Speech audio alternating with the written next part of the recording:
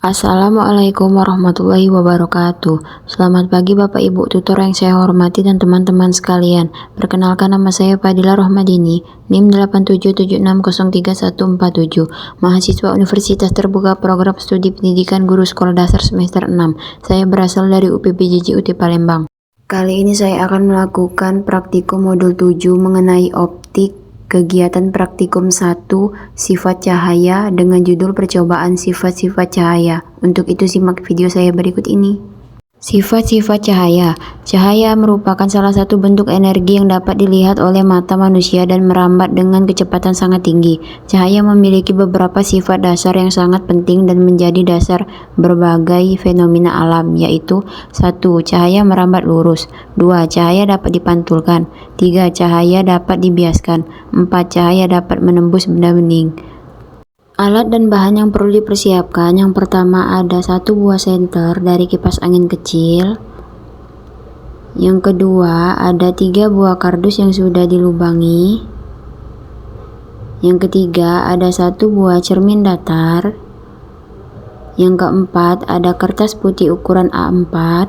Yang kelima busur derajat. Yang keenam 1 buah toples kaca bening berisi air penuh. Yang ketujuh 1 buah sedotan plastik lurus. Yang kedelapan kertas bertuliskan huruf berukuran kecil. Yang kesembilan plastik bening. Yang kesepuluh kain tipis. Yang kesebelas buku tebal. Yang kedua belas alat tulis.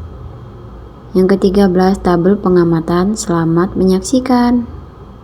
Prosedur percobaan. Percobaan pertama, cahaya merambat lurus. Yang pertama, lubang kardus disusun segaris lurus. Siapkan ketiga kardus yang sudah dilubangi. Berdirikan ketiga kardus tersebut dengan jarak antar kardus sekitar 10 cm dan pastikan lubang-lubang kardus berada tepat di atas garis lurus tersebut, sehingga lubang saling berhadapan segaris. Nyalakan senter dan arahkan cahayanya ke lubang kardus yang paling depan. Amati dan catat apakah berkas cahaya dapat keluar menembus lubang kardus yang paling belakang. Berkas cahaya dari senter terlihat menembus lubang kardus pertama, kedua, dan keluar dengan jelas melalui lubang kardus ketiga yang paling belakang. Di dinding belakang kardus terlihat titik cahaya bulat dan terang.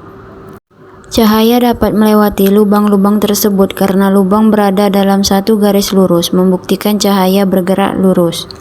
Yang kedua, lubang kardus digeser atau tidak segaris lurus.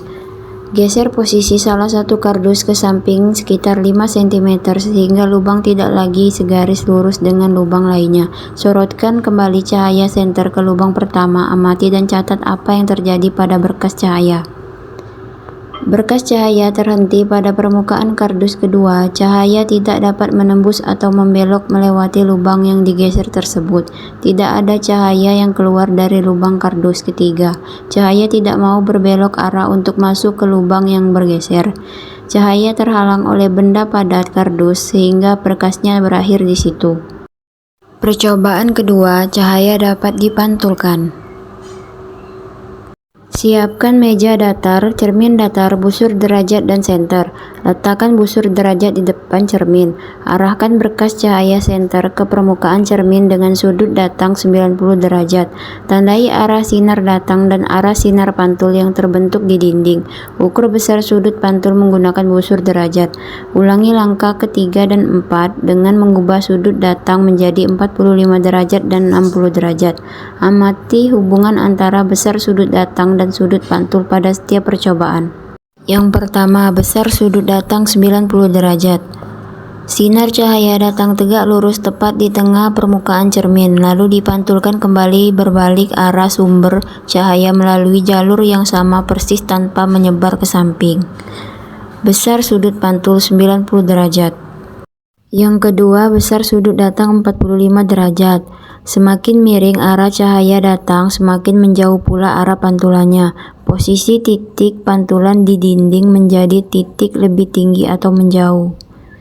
Besar sudut pantul 45 derajat. Yang ketiga, besar sudut datang 60 derajat. Cahaya datang hampir menyamping permukaan cermin. Pantulannya juga hampir sejajar permukaan. Sudut antara sinar datang dan sinar pantul menjadi sangat lebar. Besar sudut pantul 60 derajat. Percobaan ketiga, cahaya dapat dibiaskan. Yang pertama, sedotan dimasukkan ke toples air. Letakkan toples kaca yang berisi air di atas meja lalu diamkan hingga tenang. Masukkan sedotan sedemikian rupa sehingga sebagian batang sedotan terendam di dalam air dan sebagian lagi berada di luar air. Amati bentuk batang sedotan dari sisi samping gelas. Perhatikan bentuk sedotan pada bagian yang masuk ke air dan bagian yang berada di udara. Catat apakah terlihat lurus atau bengkok. Amati juga ujung sedotan yang ada di dalam air. Apakah terlihat berada pada posisi yang sama atau bergeser atau naik ke atas. Sedotan dimasukkan ke dalam toples air. Bagian sedotan yang berada di luar air terlihat lurus dan posisinya normal. Bagian sedotan yang masuk ke dalam air terlihat bengkok, patah, atau bergeser ke samping. Ujung sedotan di dasar toples terlihat seolah-olah lebih naik ke atas daripada aslinya. Diameter sedotan di dalam air terlihat sedikit lebih besar atau tebal dibandingkan bagian di udara. Yang kedua, tulisan dilihat lewat toples air. Amati tulisan di selembar kertas dengan meletakkan kertas tersebut di belakang toples berisi air. Bandingkan bentuk dan ukuran tulisan dilihat langsung dan dilihat lewat toples air. Tulisan dilihat lewat toples air. Tulisan yang dilihat langsung dengan mata berukuran normal dan bentuknya standar. Tulisan yang dilihat lewat toples berisi air terlihat diperbesar, lebih besar ukuran hurufnya dan posisinya tampak sedikit bergeser ke samping. Percobaan keempat, cahaya dapat menembus benda bening. Yang pertama, toples kaca bening. Siapkan toples kaca bening. Letakkan kertas putih di belakang benda uji tersebut sebagai layar penangkap. Sorotkan cahaya senter ke arah benda. Amati dan catat apakah cahaya dapat menembus benda tersebut, seberapa terang cahaya yang tembus. Cahaya menembus dengan sangat jelas, terang, dan bentuk cahaya senter di belakangnya terlihat nyata dan jelas sekali. Yang kedua, plastik bening. Siapkan plastik bening, letakkan kertas putih di belakang benda uji tersebut sebagai layar penangkap, sorotkan cahaya senter ke arah benda, amati dan catat apakah cahaya dapat menembus benda tersebut dan seberapa terang cahaya yang tembus. Cahaya menembus cukup terang, bentuk cahaya di belakangnya masih terlihat jelas. Yang ketiga, kain tipis. Siapkan kain tipis, letakkan kertas putih di belakang benda uji tersebut sebagai layar penangkap, sorotkan cahaya senter ke arah benda, amati dan catat apakah cahaya dapat menembus benda tersebut, seberapa terang cahaya yang tembus. Cahaya menembus namun cahayanya menjadi redup atau agak kabur, bentuk cahaya di belakangnya tidak terlihat jelas atau samar-samar saja. Yang keempat, buku tebal.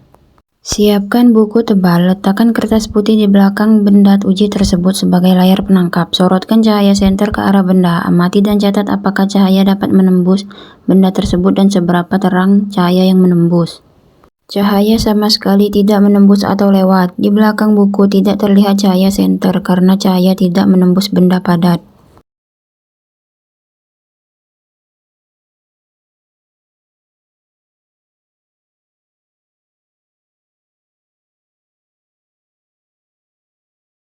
Foto cahaya merambat lurus. Foto cahaya dapat dipantulkan. Foto cahaya dapat dibiaskan. Foto cahaya dapat menembus benda bening. Kesimpulan sifat-sifat cahaya. Berdasarkan hasil pengamatan dapat disimpulkan mengenai sifat-sifat cahaya. 1. Cahaya merambat lurus. Cahaya bergerak atau merambat dalam garis lurus dari sumbernya dan tidak akan berbelok arah kecuali ada penghalang. Hal ini dibuktikan saat berkas cahaya hanya tembus jika lubang kardus segaris lurus. 2. Cahaya dapat dipantulkan. Cahaya akan memantul atau berubah arah ketika mengenai permukaan benda. Besar sudut datang cahaya selalu sama dengan besar sudut pantulnya. Semakin licin permukaan benda, semakin teratur pantulan yang dihasilkan. 3. Cahaya dapat dibiaskan. Cahaya berbelok arahnya saat berpindah dari satu zat ke zat lain yang kerapatannya berbeda. Jika dari udara ke air, cahaya membelok mendekati garis normal, menyebabkan benda di dalam air terlihat bengkok, patah, atau posisinya bergeser. 4. Cahaya dapat menembus benda bening. Berdasarkan kemampuan ditembus cahaya, benda dibedakan menjadi 3. 1. Benda bening dapat ditembus cahaya dan bentuk benda di belakangnya terlihat jelas. 2. Benda tembus cahaya. Dapat ditembus cahaya namun bentuk benda di belakangnya terlihat kabur. 3. Benda buram. Tidak dapat ditembus cahaya sama sekali dan menimbulkan bayangan gelap di belakangnya. Keempat, sifat cahaya ini dapat saling berkaitan dan menjadi dasar terjadinya berbagai fenomena alam yang kita lihat sehari-hari.